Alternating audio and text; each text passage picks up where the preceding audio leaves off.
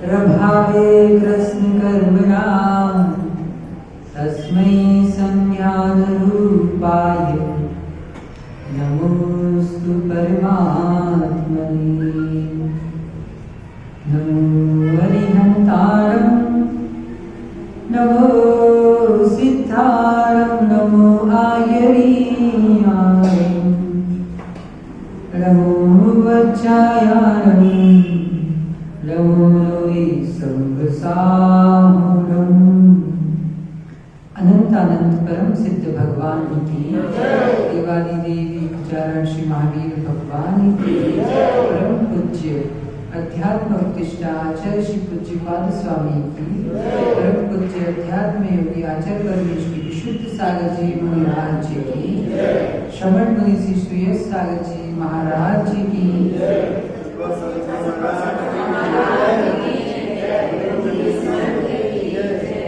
हम सभी भगवान महावीर स्वामी के चरण निश्रा में विराजते हैं। धर्म की शरण सर्वोत्तम शरण है। प्रतिक्रमण सूत्र में कहा है, धर्म सर सुखा करो हित करो धर्म पुनश्चित्वते। अर्थात जो जैन धर्म के बताए गए मार्ग पर, जिनेंद्र भगवान के द्वारा बताए गए मार्ग पर जो बुद्धिमान जन चलते हैं नियम से, वह धर्म का पालन उनके लिए महान सुख का कारण होता है। एक बार आचार्य श्री शांति सागर महाराज जी के पास एक उनके भक्त पधारे, सुमेर चंद जी दिवाकर सिवनी वाले। वह विद्वान हर वर्ष पर्युषण में आदि अनेकों समय पर महाराज जी के दर्शन करने जाते थे। तो जब उनकी आचार्य शांति सागर महाराज जी का समाधि का समय चल रहा था, तो उनकी अवस्था देखकर वो विद्वान पंडित जी को बहुत दुख हुआ। वो रुआ सा चेहरा लेकर पंडित जी के महाराज जी के पास आए और कहने लगे कि महाराज जी, अभी तक जीवन भर हमने गुरु का सहारा लेकर धर्म का आचरण किया, धर्म के उपदेश दिए, अब आगे आप बीमार हैं, आगे हमें मार्गदर्शन कौन देगा? तो आचार्य श्री शांति सागर महाराज जी ने उनकी ओर देखा और कहा कि जिसने हमें सहारा दिया है वही आपको सहारा देगा। अर्थात अभी तक आप गुरु के सहारे जी रहे थे, अब आपको हम अपना जीवन पूरा धर्म के सहारे जिए हैं। किसके सहारे जिए हैं? धर्म के सहारे। तो यही धर्म हमें आगे तुम्हें भी सहारा देगा। हम बोलते ना, चत्तारि शरणं पवज्जामि, अरिहन्ते शरणं पवज्जामि, सिद्धे शरणं पवज्जामि, साहू शरणं पवज्जामि और केवली प्रणतो धम्मो शरणं पवज्जामि। तो अंततः हमारी शरण यही जैन धर्म है। हम सभी जैन धर्म के निर्मल आचरण का पालन करते हुए निज आत्मा का कल्याण करें। इसी भावना के साथ भगवान महावीर स्वामी की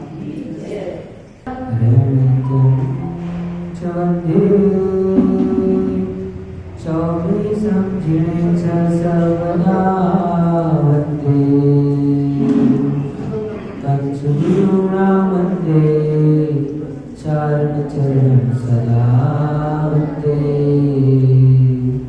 चरण चरण सदा वंदे। निज निर्मलं निर्विकारं सकल संग संयमा सत्य चित्तम सुने निपुण भावम ज्ञात तत्व प्रपंचम चरण मरण भीतम सद्गुरु नामेत्यम चरण मरण भीतम मम गुरु नामेत्यम चरण मरण भीतम मम गुरु नामेत्यम। जो परम सिद्ध भगवान की वर्तमान शासन नायक मूल नायक महावीर भगवान की परम पूज्याचार्य भगवत कुंद स्वामी की परम पूज्य तिरुवल्लाचार्य स्वामी जी महाराज की परम पूज्याचार्य भगवत विशुद्ध सागर जी महाराज की जिनवाणी माता की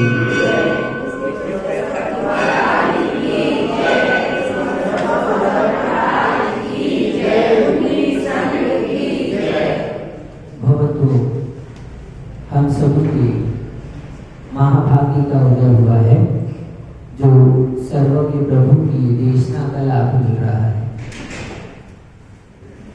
पूर्व पुण्य के नियोग से ही व्यक्ति को वस्तुओं का समागम होता है और पाप के उदय से ही व्यक्ति को वस्तु का समागम होता है। पुण्य के उदय से भी वस्तु का समागम होता है और पाप के उदय से भी वस्तु का समागम होता है। लेकिन जब पुण्य का उदय होता है तो वही वस्तुएं हमारे लिए लाभकारी हो जाती है और जब पाप का उदय होता है तो वही वस्तुएं हमारे लिए कष्टकारी हो जाती है। वस्तुएं तो जैसी है वैसी है, हमारे कर्म कैसे हैं इस पर आधारित होते हैं। कर्म यदि अच्छे हैं तो बुरी वस्तु भी हमें अच्छी लगने लगती है और कर्म यदि अच्छे नहीं है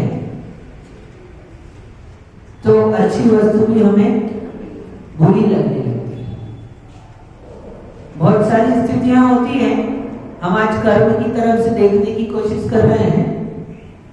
अभी बात आपको थोड़ी अधूरी सी लग रही होगी, लेकिन अरविंद भैया रसगुल्ला पसंद है ना आपको? हाँ, लेकिन बीमार हो जाए तब जो रसगुल्ला हमें पसंद है, अच्छा लगता है,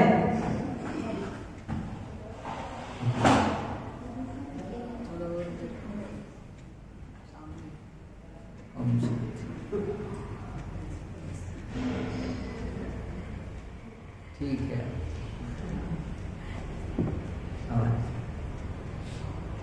तो रसगुल्ला तो वही है, क्या बदल गया? अब वो अच्छा नहीं लग रहा हमें। रसगुल्ला नहीं बदल गया, हमारे असाता कर्म का उदय आ गया। हम बीमार हो गए ना, तो असाता वेदनी कर्म का उदय आ गया। तो असाता वेदनी कर्म का उदय आ गया तो जो मिष्ट लगने वाला, मीठा लगने वाला, स्वादिष्ट लगने वाला रसगुल्ला था, वो भी अब आपको कैसा लग रहा है? बीमार पड़ जाए और हलवा दे दे लाकर कोई खाने को, हाँ लो खा लो, तो दे मत देना किसी को। हाँ, आचार्य भगवान ने कहा है, पूज्यपाद स्वामी ने, जो हमारे दिगंबराचार्यों में महान आचार्य हुए, आयुर्वेद के महान ज्ञाता हुए, उन्होंने वचनों की शुद्धि के लिए जैनेन्द्र व्याकरण नाम का शास्त्र लिखा। आत्मा की शुद्धि के लिए समाधि तंत्र और इष्टोपदेश जैसे शास्त्र लिखे, और उन्होंने ही शरीर की शुद्धि के लिए आयुर्वेद शास्त्र लिखा। तो उन्होंने दृष्टांत के रूप में इष्टोपदेश ग्रंथ में कहा कि ज्वर वाणी सर्पिश, यानी जिस प्रकार बीमार व्यक्ति को यदि घी दे दें आप तो क्या होगा, विष का काम करेगा। हो सकता है कि वो आदमी मर भी जाए, मर सकता है, मरण हो सकता है। ये डॉक्टर साहब अपने पास में बैठे हैं। हाँ, डॉक्टर साहब सही कह रहे हैं कि गलत? यदि व्यक्ति बीमार है और आप उसको हलवा खिला रहे हैं, घी खिला रहे हैं, तो क्या होगा? तो वो खाकर हो सकता है मरण हो जाए उसका। इसलिए क्यों? जो हलवा उसको शक्ति प्रदान करता था, ताकत प्रदान करता था, पौष्टिक था, आज वही हलवा उसके लिए मरण का कारण हो सकता है। क्या बदल गया? असाता कर्म का उदय चल रहा है। अरुण्य, जब असाता कर्म का उदय चलता है ना, आप देखो आदमी इतने ऊपर से गिर जाए, हमने देखा है, एक मंजिल से सीधा, एक मंजिल से गिर गया और गिरा किस पे? सीधा गाड़ी के ऊपर, कुछ भी नहीं हुआ। और वही व्यक्ति 3 सीढ़ियों से गिर गया, केवल 3 सीढ़ी तो बहुत होती है, एक ईंट की ऊंचाई से गिर के भी आदमी को क्या हो जाता है? मरण हो जाता है। तो कर्म का जैसा उदय है, वो सामने वाली वस्तु वैसा निमित्त कारण बनती है। वस्तुएं निमित्त हैं, बाहर की वस्तुएं आश्रय है, मूल कारण है हमारे कर्म। यदि जीव के स्वयं के परघात नाम कर्म का उदय ना हो तो कोई दूसरा व्यक्ति उसका घात नहीं कर सकता है। सब यदि स्वयं के ही असाता का उदय चल रहा है, तो जो आपको सुख देने वाले घर के ही सदस्य हैं, आपके पत्नी हैं, बच्चे हैं, साथ में रहने वाले परिवार के लोग हैं, आपके असाता का उदय चल रहा है, तो अब वो लोग ही आपके लिए कष्टकारी हो सकते हैं। तो कष्ट कौन दे रहा है? कष्ट वो लोग नहीं दे रहे हैं। हमको दिखता है कि हमको बाहर वाले कष्ट दे रहे हैं, व्यक्ति कष्ट दे रहा है, हमारे साथ में रहने वाले कष्ट दे रहे हैं, या अन्य कोई कष्ट दे रहा है, लेकिन ये सब कष्ट देने वाले नहीं है। अंजना की कथा सुनी है कि नहीं सुनी?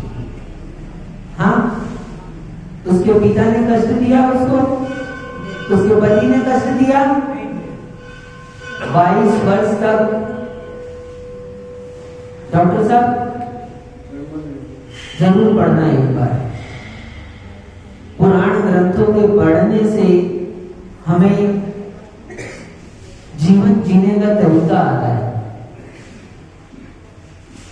हमारे साथ में जो घटने वाली घटनाएं हैं, उन घटनाओं को हम किस तरह से लें, यानी उन घटनाओं की स्थिति में हम किस तरह का व्यवहार करें, ये सीखने को मिलता है हमको। कर्णा नियोग से कर्म प्रकृति का बोध होता है, चरणा नियोग से कैसा आचरण करना है ये बताया जाता है सामान्य रूप से, लेकिन प्रथमा नियोग से अपने को ये ज्ञान होता है कि उन महापुरुषों ने कैसा जीवन जिया। जब उनके जीवन में कष्ट हो सकता है तो हमारे जीवन में कौन सी बड़ी बात है? हाँ, अरुणिया सोचो, पूरे गांव में घोषणा हो गई है क्या कि आज राज तिलक होना है। पूरे नगर में घोषणा हो गई है कि आज राज तिलक होना है, और सुबह से मंदिरों में अभिषेक पूजन पाठ प्रारंभ हो गए। आज तो राजाभिषेक होने वाला है, किसका?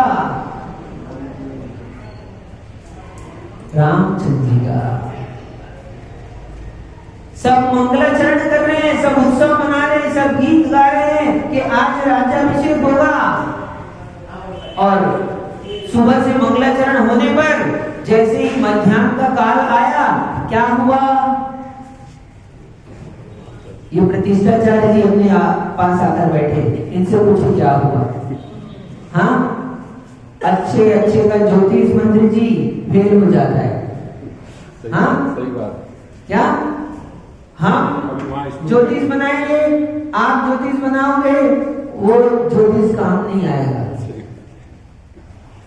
अच्छे अच्छे का ज्योतिष सुनो, हमारे पास कौन ज्योतिष है? हमारे पास तो ये देश के सबसे मूर्धन्य प्रतिष्ठाचार्य अभी धर्मचंद जी शास्त्री बैठे हैं, ठीक है, इनसे हम बनवा लेना तो ज्योतिष, तो ही उन रामचंद्र जी का ज्योतिष किसने बनाया? सोचो,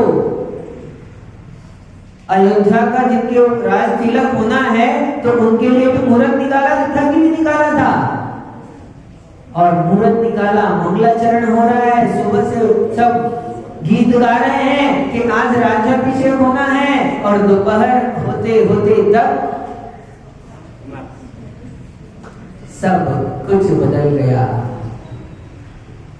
सब कुछ बदल गया। जाने दो, राम की बात तो बहुत दूर की है, हम अपन वर्तमान में ही अपन देखते हैं आसपास में अपने, हाँ, जिन घरों में सुबह सहनाइयां बजती है वहीं संध्या काल में संभवतः मातम देखा जाता है,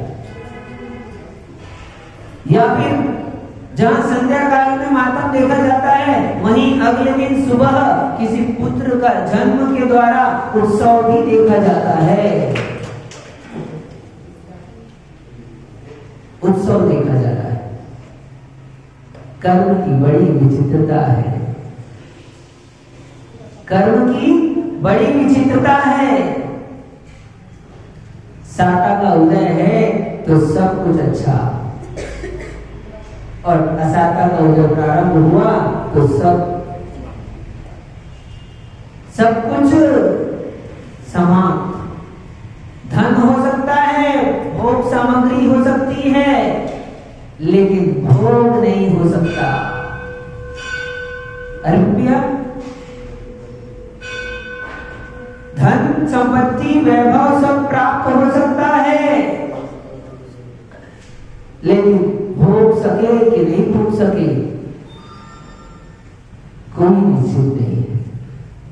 लाभांतराय कर्म का क्षोभम अलग होता है और भोगांतराय कर्म का क्षोभम अलग होता है। हर किसी के साथ ये व्यवस्था है।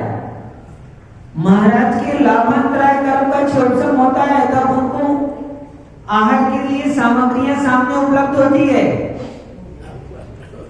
56 प्रकार के भगवान पकवान, हाँ, थाली दिखाते हो भर भर के, देखो महाराज ये है, ये है, ये है, हाँ, लेना ही पड़ेगा आपको।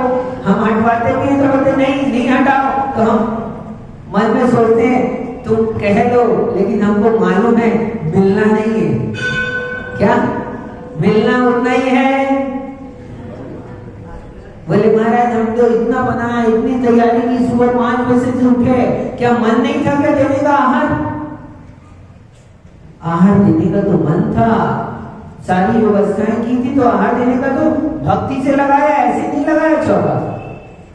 हाँ, यद्यपि चौका लगाया नहीं जाता, चौका तो होता ही है, लेकिन अब वर्तमान परिप्रेक्ष्य में लगाते हैं तो भक्ति से लगाया, भाव बनाए, सारी तैयारियां की, और महाराज के हाथ में ग्रास रख भी दिया, लेकिन फिर भी, और हाथ में भी छोड़ दो, यहां तक कि आप सोचो कि वो क्या चला जाएगा, मुख में जाने के बाद में भी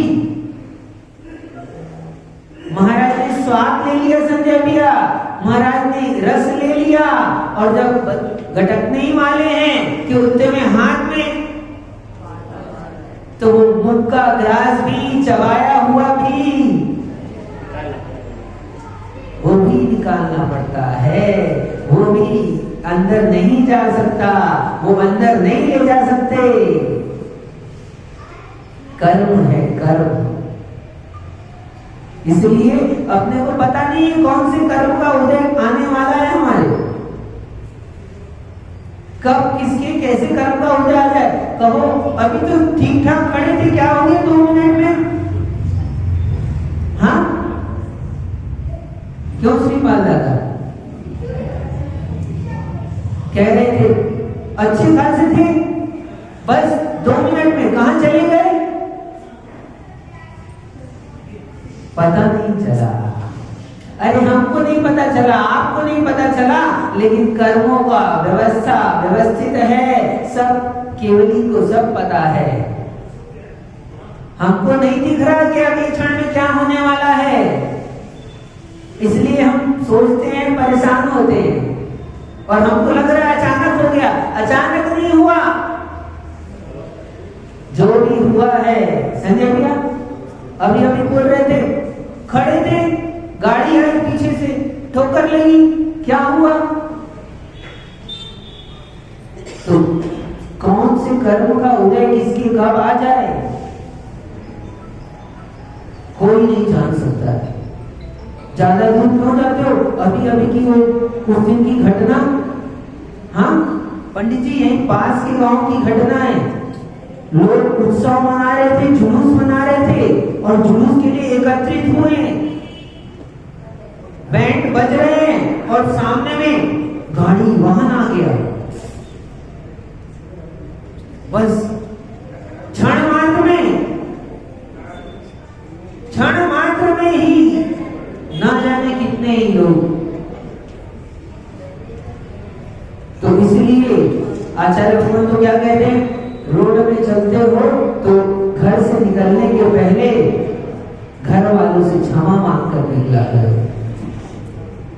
क्या घर से निकलते हो ना, तो निकलने से पहले घर वालों से क्षमा मांग के निकला करो। क्यों? क्योंकि ये जो चल रहे हैं ना रोड में वाहन, ये वाहन नहीं है संजय भैया, ये यमराज के यान है। हाँ ये यमराज के वाहन है, पता नहीं किस समय कब कहां किसके ऊपर चढ़ जाए। अच्छा भला आदमी नहीं चला रहा हो गाड़ी, साइड में खड़ा किया है, चला नहीं रहा है, खड़ा है, फोन में बात कर रहा है, पता चला। हाँ आज तो कम से कम इतना नियम ले लो कि गाड़ी चलाते चलाते फोन में बात नहीं करेंगे। क्यों? क्योंकि आपको हो सकता है कि मत जाओ, कुछ हो तो आपको, लेकिन आप जिसको ठोक करोगे तो बेचारा उसके पास व्यवस्था है नहीं है, उसके और परिवार का एक लौता सदस्य हो, उसके घर में एकमात्र कमाने वाला व्यक्ति हो, और आपके वाहन के सामने वही आ जाए तो आपको लगेगा क्या हुआ, बस थोड़ा सा हाथ पैर टूट गया, आपको लगेगा। लेकिन उससे पूछो क्या हुआ, और उससे नहीं, उसके परिवार वालों से पूछो क्या हुआ। हम तो अपनी मस्ती में, हाँ चैन नहीं है हमको 2 मिनट का भी, अरे रुक जाओ, थोड़ा साइड में कर लो, अपना चिंता तो करो, कम से कम तुम्हारा भी तो घर में कोई इंतजार कर रहा है। तो इतना सा नियम कर लो कम से कम कि गाड़ी चलाते चलाते आप अपना बात नहीं करें, क्योंकि हमारा ध्यान रहता है सामने, लेकिन कई बार ऐसा स्थिति आ जाती है, और दूसरे से क्या कहें, हमारे साथ स्वयं के साथ घटी घटना है ऐसी। फोन में बात करते करते हम चला रहे थे, तो सामने वाले ने झापड़ लगाया हमको, तब समझ में आई बात। हाँ सच कह रहे हैं, तब समझ में आया कि भैया गलती हो गई। और उसी दिन ही एक घटना हमने और देखी थी, वाहन चलाते चलाते, जबकि फिर भी सोच लो हमारे सामने के सामने हम गाड़ी में जा रहे थे, बाइक में जा रहे थे, और सामने टेम्पो चल रहा है, टेम्पो क्या बोलते हो आप लोग उसको? हाँ हाँ 3 व्हीलर रहता है, तो उस गाड़ी के नीचे वो बड़ा वाली, छोटी ऑटो नहीं बड़ी, उस गाड़ी के नीचे एक बालक आ गया, और कम से कम 15 फीट तक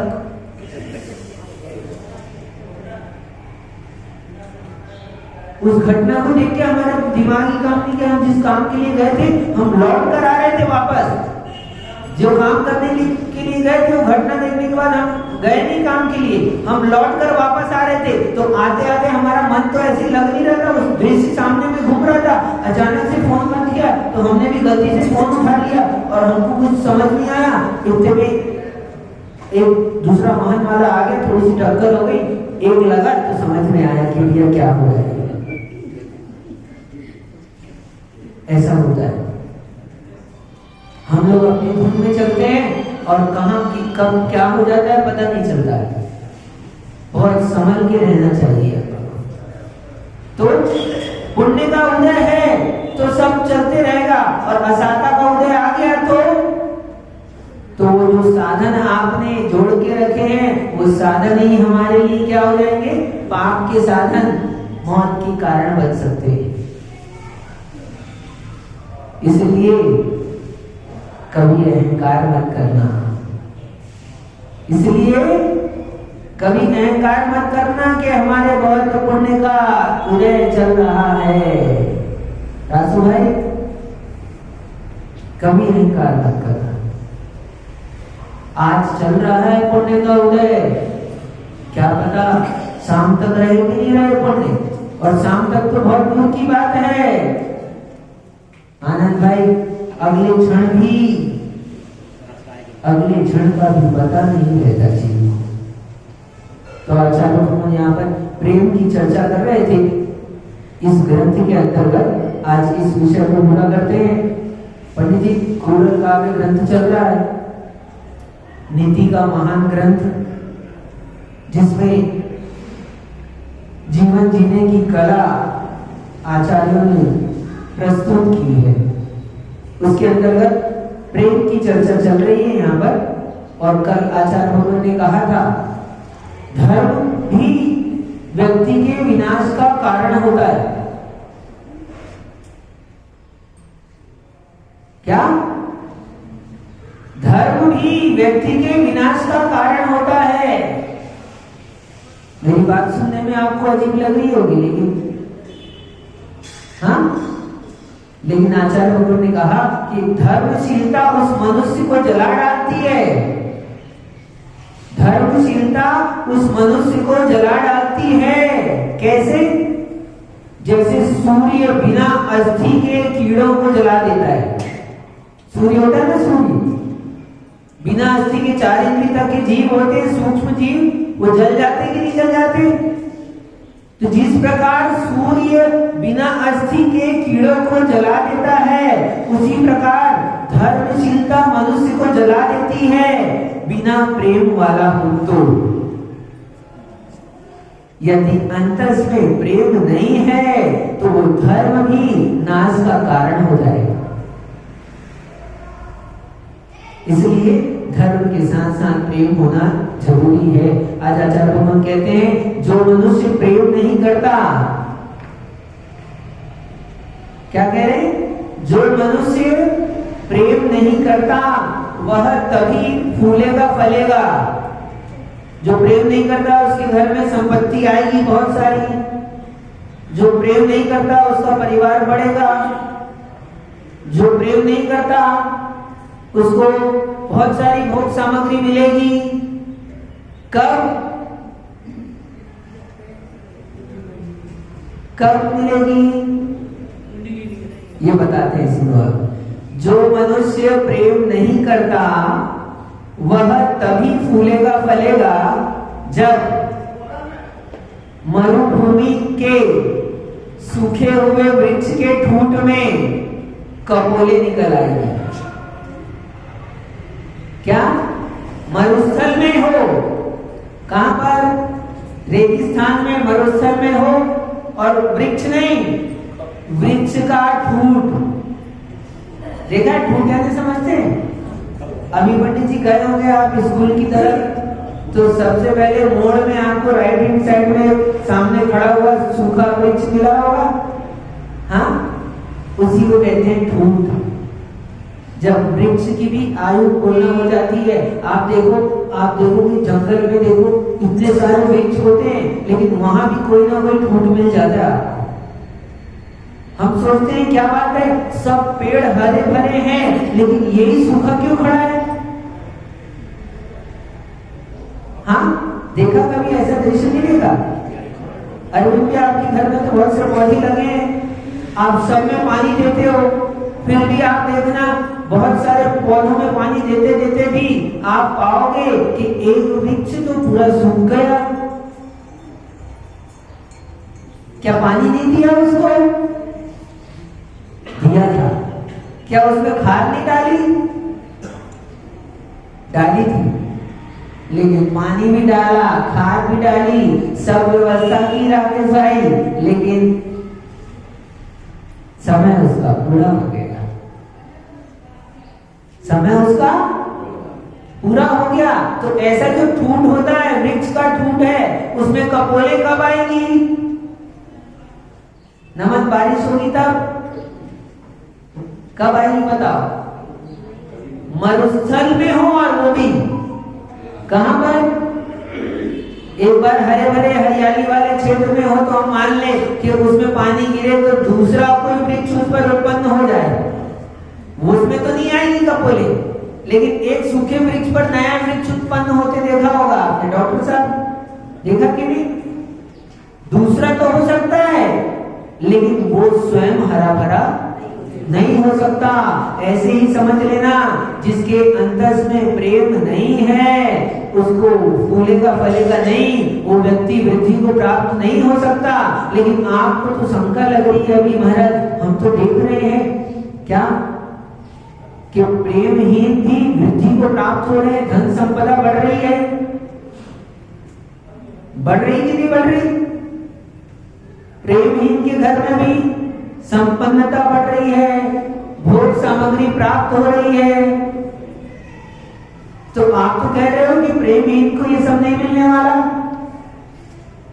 ये मिला जरूर है, लेकिन उसकी प्रेमहीनता से नहीं मिला। अभी जो मिला है वो अरविंद भैया बैंक बैलेंस है कि नहीं आपका? हाँ है। ये अध्यक्ष जी है रायपुर के, तो इतना तो बनता ही है। तो बैंक में जमा करा कर रखा है आपने, तो कब तक मिलेगा? हाँ, भले ही आप काम नहीं कर रहे, कुछ भी नहीं कर रहे, लेकिन आपको मिलता दिख रहा है, लेकिन कब तक मिलेगा? जब तक बैलेंस है। और वो क्या बिना कमाए मिल रहा है क्या? वो पूर्व का कमा कर रखा है इसलिए मिल रहा है रतन मामा। ये मत सोचना कि अभी नहीं कमा रहे तो भी मिल रहा है। पूर्व में पुण्य किया था तो अभी मिल रहा है। ये प्रेम का ही फल है। क्या जो अभी मिल रहा है ना, अभी तो आपको दिख रहा है कि व्यक्ति कैसा है, व्यक्ति निष्ठुर है, व्यक्ति शुष्क है, व्यक्ति धर्म ध्यान से शून्य है, फिर भी सब कुछ मिल रहा है, उसके पास में सब चीज है। वो तो कहेगा क्या, ये कोई धर्म वर्म ढकोसला है, कोई करने का नहीं है। और करने वाला कहो, पूजन करने वाला, अभिषेक करने वाला, उसको कमाई नहीं हो रही है। और जो धर्म को मंदिर के सामने ही खड़े होकर कह रहा है क्या, ये सब आडंबर है, फालतू की बात है। और अपन देख रहे हैं वो एक फोन लगाता है और लाखों रुपए कमा रहा है। तो अपने को शंका हो जाए कि यार क्या है, ये सही है कि गलत? हम लोग इतना करते हैं, इतनी पूजन करते हैं, इतना भगवान का नाम लेते हैं, फिर भी क्या, फिर भी कुछ नहीं हो रहा काम। और ये तो भगवान को भगवान के सामने ही खड़े होकर, भगवान को भगवान के सामने ही खड़े होकर क्या कह रहा है डॉक्टर साहब? फिर भी तो ये अभी उसके कथन से नहीं हो रहा, अभी उसकी निष्ठुरता से नहीं हो रहा। ये जो अभी मिल रहा है उसको, वो सब उसके पूर्व का रखा हुआ है। ये पापानुबंधी पुण्य है। क्या है ये? पापानुबंधी पुण्य है। पूर्व का पुण्य था, मिल गया अभी, अब उसको भोग कर क्या होगा? भोग कर वो दुर्गति में चला जाएगा। यदि उसका सदुपयोग नहीं करेगा तो क्या होगा? उसको वापस से कष्टों का भोग करना पड़ेगा और उसको फिर कष्ट प्राप्त होंगे, दुख प्राप्त होंगे, नरक, त्रियंच आदि दुर्गति प्राप्त होगी। इसलिए ये मत सोचना कि क्या धर्म करने से हाँ कुछ नहीं होता। सब कुछ किससे मिलता है?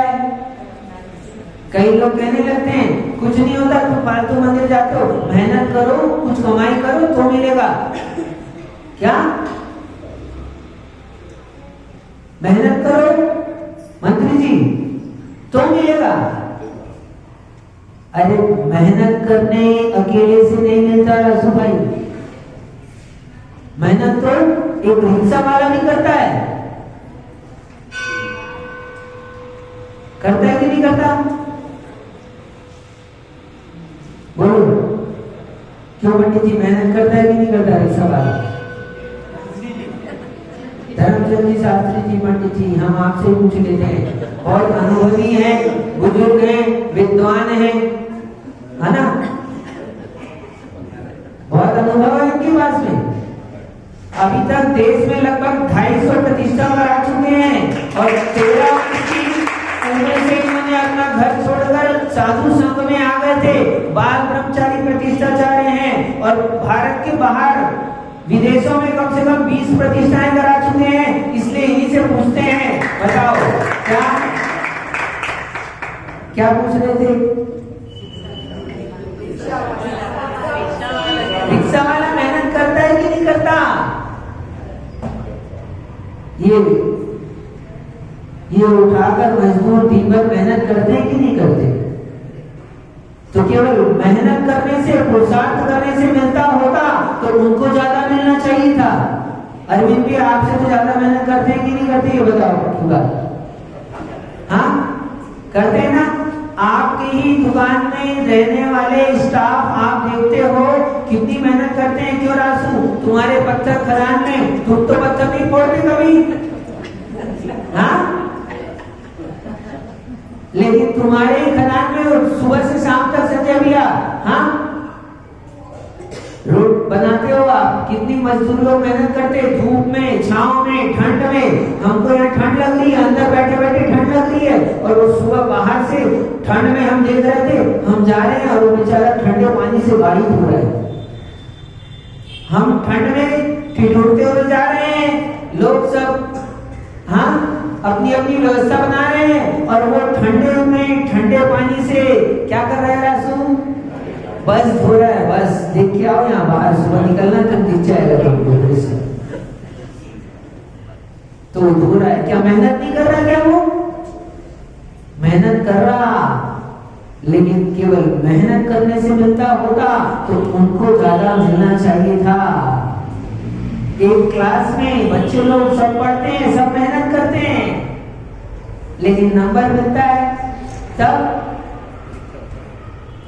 सीए वगैरह का बड़ा बड़ा एग्जाम होता है ना। हाँ क्यों विमल दादा, अभी तो आपके यहाँ बढ़िया आनंद भैया, क्या नाम है, अंशुल, हाँ सोचो अपने भी समाज की प्रतिष्ठा देखो, वो अंशुल, सोचो व्यक्ति क्या चाहे तो क्या नहीं कर सकता। पंडित जी आप यहाँ पर आए हो, उस व्यक्ति से मिलकर जरूर जाना। क्या उस व्यक्ति से मिलकर जरूर जाना जिसको, अरविंद भैया आप भी आए हो, जरूर उससे मिलकर जाना जिसको दोनों आंखों से दिखाई नहीं देता हो। आप सोचो उसने अभी IPS की प्रीलिम्स के एग्जाम पास किए, IAS की एग्जाम पास किए, सोच लो आप। तो कितने लोग थे परीक्षा देने वाले? 10 लाख, 10-10 लाख लोग परीक्षा देते हैं। क्या सबका दिमाग नहीं चलता है? क्या सबका चलता है, लेकिन उसके साथ में भी और कुछ और भी चलता है। वो सबके पास नहीं होता, वो जिसके पास होता है वही पास होता है, वो जिसके पास नहीं होता वो पास कोई नहीं कर सकता है। इसलिए केवल अकेले पुरुषार्थ से काम होता है, ये मत मान लेना। केवल मेहनत करने से पैसा आता है ये मत मान लेना। पैसा तो आता है भाग्य के साथ मेहनत करने से, केवल भाग्य से भी नहीं आएगा। नहीं तो बहुत भाग्य होगा तो आ जाएगा। एग्जाम में बैठोगे नहीं, लिखोगे नहीं और बोलो महाराज आशीर्वाद दे दो परीक्षा में पास हो जाए, तो हम भी सोचते हैं बेटा हम ले तो जा लेकिन नाम हमारा खराब करेगा। हाँ? क्या ले तो जा आशीर्वाद, हम पूछ लेते हैं भैया तुमने कुछ पढ़ाई वढ़ाई की कि नहीं अच्छे से, महाराज हमने बहुत अच्छी पढ़ाई की, बहुत मेहनत की है, तो हम कहते हैं ठीक है बहुत अच्छा आशीर्वाद है तुम, और वो लड़का पास हो जाता है। और पूछ लेते हैं दिया पढ़ा कि नहीं, बोले नहीं महाराज कल ही गाइड खरीद कर लाया हूँ, आज 20 प्रश्न पढ़ूंगा एग्जाम लिखूंगा। मैं बोलता हूँ ठीक है बेटा तुझा आशीर्वाद। अब क्या क्या बोले आप, तो केवल भाग्य के भरोसे बैठ जाओगे तो भी काम नहीं होगा, और केवल पुरुषार्थ के भरोसे भी बैठ जाओगे तो काम नहीं होगा। जब दोनों मिलते हैं तो काम होता है। इसलिए पूर्व के पुण्य से मिल रहा है तो मिला है तो उसको सत्कार्य में प्रयोग करोगे तो फिर भविष्य का भाग्य बनेगा, और तुमने उसको भोग लिया, नष्ट कर लिया तो पंडित जी क्या होगा, सब यही समाप्त हो जाएगा। और आप नहीं भी चाहोगे तो भी यही का यही। हाँ कितना ले जाओगे,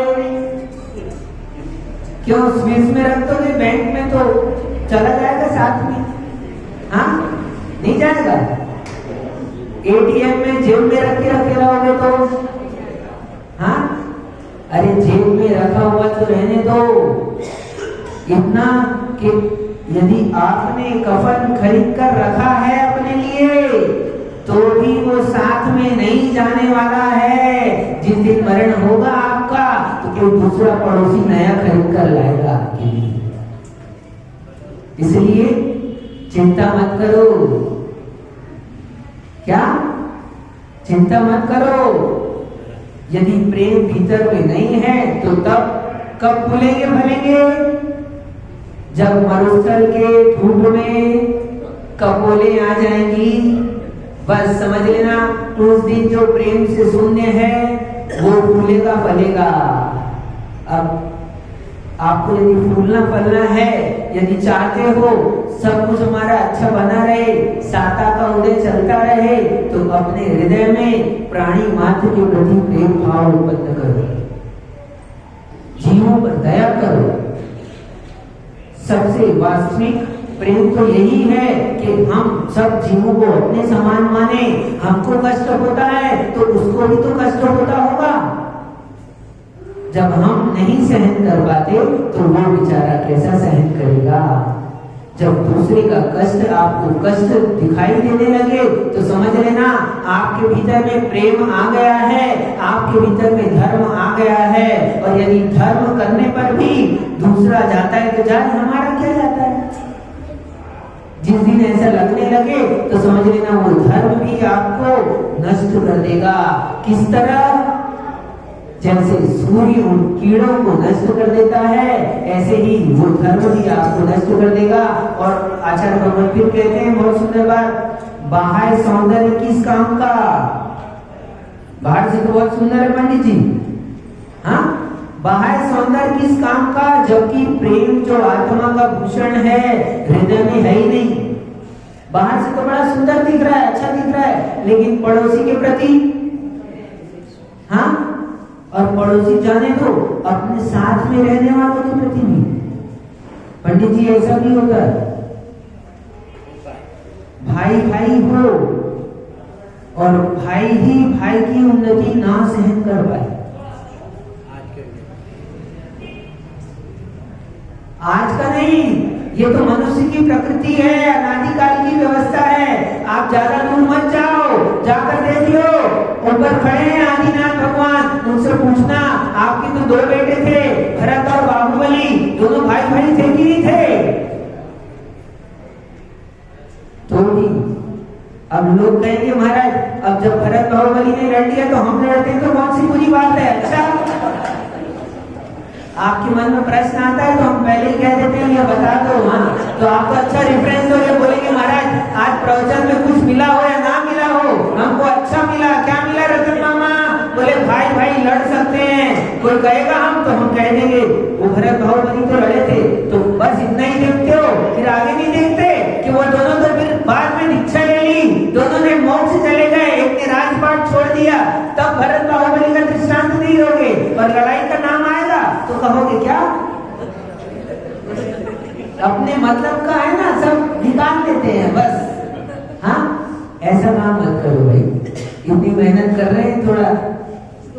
तो आचार्य भगवान कहते हैं यदि बाहर सौंदर्य है, हाँ, और भीतर में अंतर में हृदय में प्रेम नहीं है, वात्सल्य नहीं है, तो फिर सब बाहर का सौंदर्य बेकार है, सब कुछ मिट्टी की तरह है। और आचार्य भगवान कहते हैं इस लास्ट अधिकार में, यानी प्रेम के आखिरी छंद में कहते हैं कि प्रेम जीवन का प्राण है, जिसमें प्रेम नहीं वह केवल मांस से घिरी हुई हड्डियों का ढेर है। क्या है? मांस से घिरी हुई हड्डियों का ढेर, यानी जैसा मुर्दा होता है वैसा का वैसा जीवित व्यक्ति समझो, प्रेम शून्य व्यक्ति मुर्दे के समान है, मुर्दे के समान है, ऐसा जानना चाहिए। अब बस अंतिम है, अधिकार तो इसमें 108 है और हम 108 कितने हैं इसमें अधिकार? 108। तो हम लगभग उस अधिकार की पूर्ति तक पहुंच गए हैं, क्योंकि कल हम परिच्छेद पढ़ेंगे अतिथि सत्कार, और ये अतिथि सत्कार परिच्छेद नंबर कौन सा है? ये परिच्छेद नंबर है 9। 108 में टोटल करो तो कितना होता है? 9। तो यदि हमने 9 तक पहुंच गए तो समझ लेना हम 108 तक पहुंच जाएंगे। कैसे? जिसको कायोत्सर्ग करना आ गया, 9 यानी 9 बार नमो कर्म पढ़ते हैं ना, इसको कहते हैं कायोत्सर्ग, काय का उत्सर्ग। जिसको कायोत्सर्ग करने आ गया उसके नाम के आगे 108 लगने में देर नहीं लगती। काय का उत्सर्ग, काय के प्रति ममत्व का त्याग करना, इसको कहते हैं कायोत्सर्ग। जब हम 9 बार नमोकार मंत्र स्मरण करते हैं, भगवान को याद करते हैं, तो उस समय शरीर से ममत्व का त्याग करना, इसको कहते हैं कायोत्सर्ग। केवल 9 बार नमोकार मंत्र पढ़ने को नहीं कहते, हर बार ये भावना भाव, क्या कायोत्सर्ग का मतलब कि शरीर अलग है, मैं अलग हूँ, शरीर मैं नहीं हूँ, ऐसी भावना। तो हर एक कायोत्सर्ग में ये यदि भावना आ गई तो ये भाव आप देते रहे तो एक दिन निश्चित मान के चलना इस 9 तक पहुंच जाओगे, तो आपके नाम के आगे पंडित जी क्या लग जाएगा? 108 लग जाएगा। ठीक है, तो अपन 9 अधिकार तक पहुंच गए हैं, तो इसका मतलब अपना ये पूरा ग्रंथ 108 अधिकार का है। 9 तक पहुंच गए तो 108 तो हो ही जाएगा। कब होगा? अब जब समय आएगा तब। आज तो इतना ही, ठीक है। कल अतिथि सत्कार के बारे में विचार करेंगे। आज हमारे बीच में बहुत सारे बाहर के अतिथि आए हैं। उन अतिथियों में महान अतिथि हमारे प्रतिष्ठाचार्य महोदय, आचार्य प्रतिष्ठाचार्य कहा जाता है, मुनियों के आचार्य होते हैं ना, पंचाचार का पालन स्वयं करते हैं और दूसरे से कराते हैं, वो मुनियों के आचार्य होते हैं। और ये जो प्रतिष्ठाचार्य होते हैं ये गृहस्थाचार्य होते हैं एक प्रकार से। पंडित जी होते कि नहीं? गृहस्थों के आचरण का विशेष रूप से पालन करवाने वाले ये ऐसे गृहस्थाचार्य भी ये प्रतिष्ठाचार्य कहलाते हैं। ऐसे ये बाल ब्रह्मचारी धर्म के साथी हैं, ये अपनी बातें कुछ आपके बीच में रखेंगे, विशेष जानने लायक बातें हैं। और हाँ, और मूर्ति, हाँ, ये पूरे भारत में ही नहीं, ये एक ऐसा श्रेष्ठ कार्य करने जा रहे हैं। क्या करने जा रहे हैं? जैसे पाटौदी परिवार आपको श्रेष्ठ काम करने जा रहे हो, क्यों जा रहे हैं? कहाँ गए? बैठे। ये मानस स्तंभ को विराजमान कर रहे हैं ना आप यहाँ पर, क्यों कर रहे हो? बोलो जल्दी, टाइम नहीं है मेरे पास, बहुत लेट हो गए हैं। तो आपका जब तक मानस स्तंभ रहेगा तब तक यहाँ पर जिन शासन रहेगा। ऐसे ही ये पंडित जी ऐसा कार्य करने जा रहे हैं क्या कि ये एक ऐसी प्रतिमा का यानी कि प्रतिष्ठा करने जा रहे हैं, उसकी स्थापना करने जा रहे हैं जो भगवान महावीर का शासन जब तक रहेगा। कब तक? 18,500 वर्ष अभी शेष है। 2,500 वर्ष निकले, 21,000 वर्ष का काल है, पंचम काल। तो पंचम काल के अंत तक वो जिन प्रतिमा जिन शासन का प्रतीक विराजमान रहेगी, ऐसा श्रेष्ठ कार्य पंडित जी के द्वारा होने वाला है। ये अष्ट धातु की 151 फीट की पूरे विश्व में एक ऐतिहासिक एकमात्र अष्ट धातु की प्रतिमा मुनि सूरतनाथ भगवान की इनके अष्टापद क्षेत्र में विराजमान होने वाली है। ये इसके लिए बहुत प्राप्त करते हैं, हम सभी सुंदर भावना करते हैं कि जल्द से जल्द इनका कार्य संपन्न हो, प्रारंभ हो और पूर्णता को प्राप्त हो, ताकि जिन शासन जैन धर्म की पताका पूरे भारत ही नहीं पूरे विश्व में लहराए। ऐसी मंगल भावनाओं के साथ जबरी परम पूजाचार्य हाँ अमूल विमोचन के लिए विशुद्ध सागर जी महाराज जी की